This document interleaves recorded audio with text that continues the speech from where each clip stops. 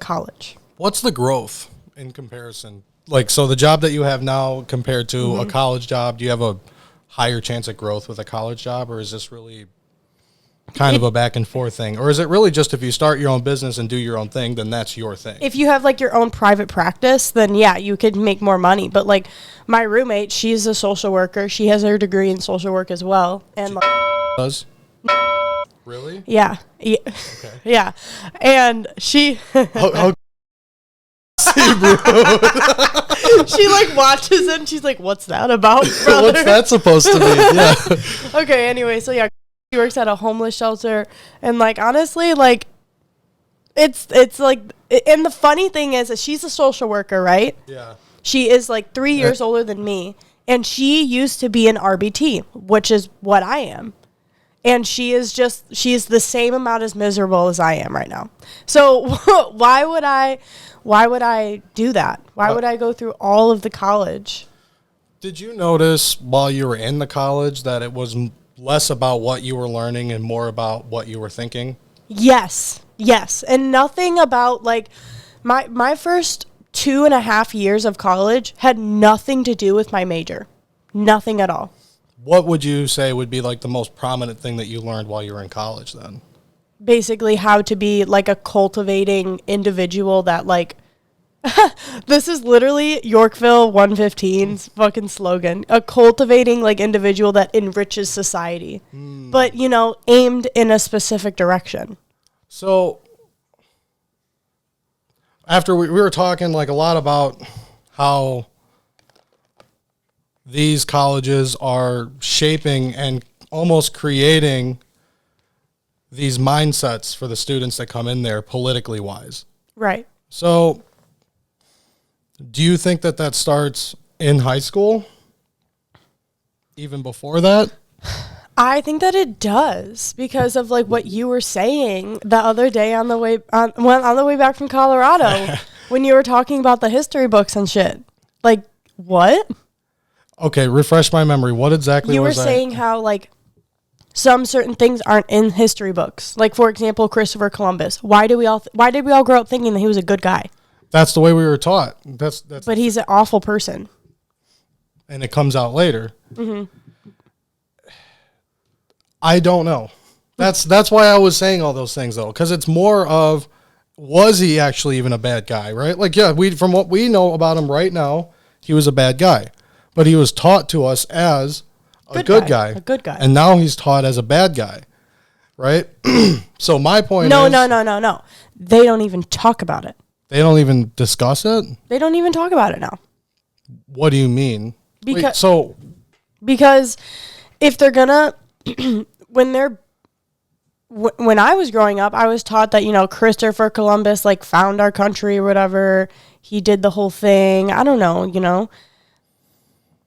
But now, since everybody's completely aware of the awful things that he does, now it's just like Christopher Columbus did this. Instead of like having like a whole unit on it now it's just like this guy came here. He was the first guy that like came here. Well, he wasn't the first guy that came here. He's the first guy that came here from Europe, maybe, right? That. Okay. They don't do a whole unit on him anymore, though.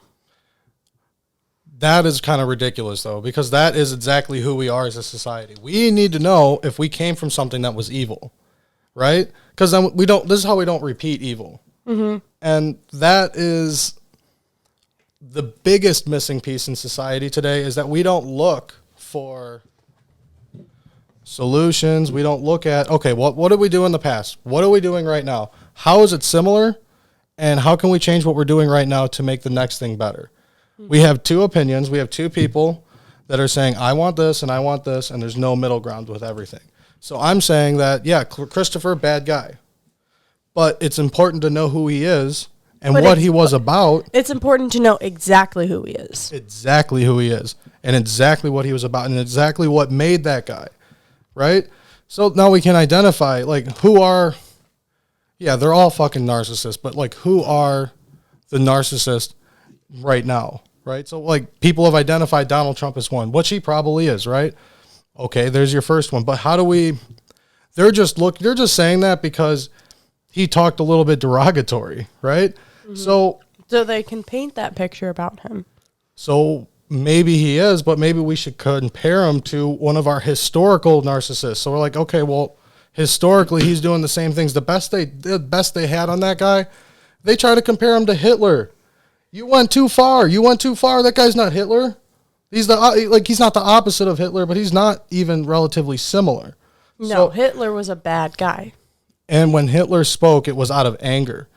When Trump spoke, It's out of ignorance sometimes. Sometimes he was ignorant. Sometimes he was a little bit mad, but it really wasn't. It wasn't little bit mad. Little bit mad. Right. But it wasn't about how mad he was. It was more about how powerful he was when he was speaking. When Hitler was giving his speeches, so to speak, I mean, that was comparable to what you're talking about, like with like a dictator, right? Like that's what he was. He was a totalitarian guy.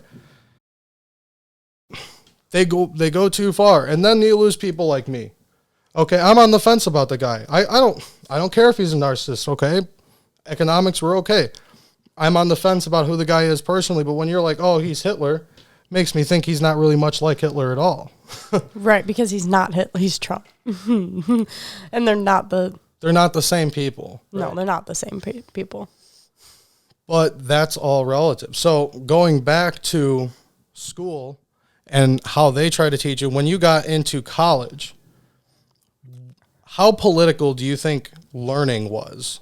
And do you think it was less learning or more, you'll be a good, smart, decent individual if you follow these practices? Yeah, more similar to like that. And I went to a private college. So is that what Aurora U is? Yeah, AU is a private college. There's like a church on campus and everything. I mean, maybe there is at public ones, but like they actually have services and stuff. And they left a lot of religion pretty much out of it. It was more all optional. But I just think that because it was a private college, they have a better opportunity to aim it in a certain way, but without saying anything political. It's what they're doing. It's what they're doing? It's what they're doing. So when you mean what they're doing, you're talking about like hiring liberal professors? Or So when I was a freshman, everybody had to take this one class before you can take anything related to, like as a freshman, you have to take all the orientation classes. Yeah. And those are those classes that you're talking about. So before you can start studying your major or like pick different electives, you have to take this class first. And that is what that whole thing is about. Like you had to write essays about things that you believe in, but only like these topics. You have to write a 5-page essay about these specific things. And why you think it's okay, or does it not matter? Yeah, like why you think it's okay. And what if you don't think, like, so I know you're like, you don't really care about transgenderism, right? But what if you don't think transgenderism is okay? And that's what the topic was. Well, then you had to have a very good paper then. I'm talking like no flaws, because that opinion to that professor is most likely wrong. So as long as you have the actual facts to back up why you believe in what you believe in, then you're fine. But you can't just say, I believe in this because I believe in it. Do you think that having the opposite opinion of that professor gets you graded more harshly? Yeah, definitely. Like before I wrote any of my papers, I made sure to know like how my professor thinks about it, because if I have an opposing view of my professor, they're not going to like my paper. They're going to point out things that they don't like more about it. And I'm just not going to not going to risk all that. You know, you remember in senior year, I don't even know if you had to do this. We went to the same high school, by the way, guys, but like they changed a lot in between. We were 3 or 4 years apart, 3 years. My first semester of my freshman year is when they took out finals. They took out finals? I took one final in my life. I never took finals in high school. Okay, guys, so you hear that. Never took finals. So she doesn't even have to take finals to pass high school now. That's amazing. Did you have to do a research paper?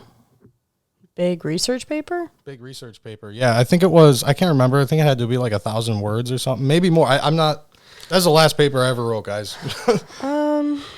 Yeah, I think we did have to do a research paper, but it wasn't like a huge thing. Like it wasn't a big deal. It was just, that was like, we always had to write several research papers. to me, it was the most bizarre thing because we had a research paper. It was worth 40% of our grade. No. See, Okay. that would never happen. That was this research paper, guys. It was worth 40% of our grade, and it was literally the last project for English. So yeah, so like if you fucking bomb this thing, like You're not graduating. yeah, and it's a required class, like you had to take it like your last senior thing. year. And it had to be second semester too. Like they wanted you to like really stress over this thing for no reason at all. So I did my research paper about recreational marijuana use. I did mine about recreational psychedelic use. So I got an A+. I got an A+ on it. My teacher was enough of a hippie, and she was just like, I fucking love it. Yeah. Who did you have?